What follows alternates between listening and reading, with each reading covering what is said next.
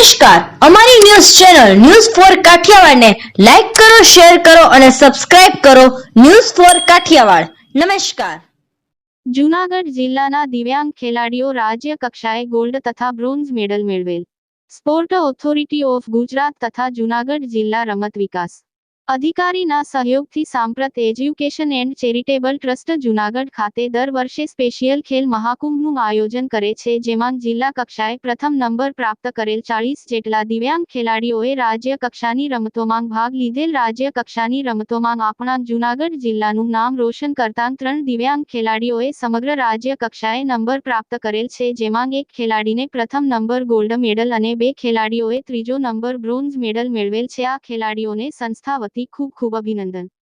તેઓને આગળ વધવા માટે સંસ્થા તેમની મદદ કરવા કાયમી તત્પર રહેશે. જ્યારે પણ તેમને કોઈ પણ જરૂરિયાત હશે તો સંસ્થા તેમને આગળ વધવા માટે તમામ સહયોગ આપશે, તેમ સંસ્થાના પ્રમુખ શ્રી મહેન્દ્રભાઈ પરમારે જણાવેલ છે. સાંપ્રત એજ્યુકેશન ચેરિટેબલ ટ્રસ્ટ સમગ્ર જૂનાગઢ જિલ્લામાંથી દર વર્ષે આપણા જૂનાગઢ જિલ્લાના દિવ્યાંગો છે એ સ્પેશિયલ ખેલ મહાકુંભ અંતર્ગત આપણી સંસ્થામાં રમવા આવે છે.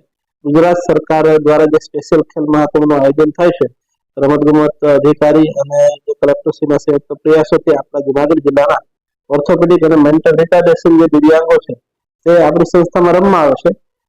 જૂનાગઢ જિલ્લાના જે તમામ દિવ્યાંગો છે એમાંથી પહેલો નંબર જે આવેલા હોય એમને રાજ્ય લેવલે રમતગમતનું આયોજન થાય છે.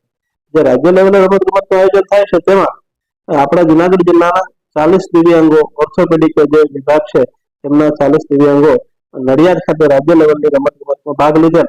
જેમાં આપણા જે જૂનાગઢ જિલ્લાના દિવ્યાંગો છે એમાંથી 3 દિવ્યાંગોએ મેડલ જીતી અને સિદ્ધિ હાંસલ કરેલ છે, જેમાં એક ગોલ્ડ મેડલ અને 2 બ્રોન્ઝ મેડલ પ્રાપ્ત કરી અને જૂનાગઢ જિલ્લાનું નામ રોશન કરેલ છે.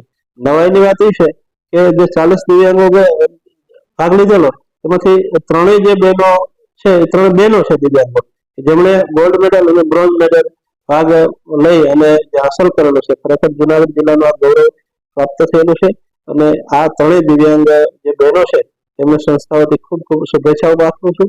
તેમજ ભવિષ્યમાં પણ વધારે દિવ્યાંગો રમતગમતમાં ભાગ લઈ રાજ્ય લેવલે વધારે પોતાની જે સુસુપ્ત અવસ્થા છે તો પણ વિકલાંગ તરીકે પોતે વિકલાંગ છે છતાંય પણ રમતગમતમાં ભાગ લઈ અને પોતાના વિભાગમાં પોતાના જે રુચિ પ્રમાણે જે રમતગમત છે એમાં આગળ વધી અને વધારે મેડલો દિવ્યાંગો જીતીને આવે એવી અમે આશા રાખીએ છીએ.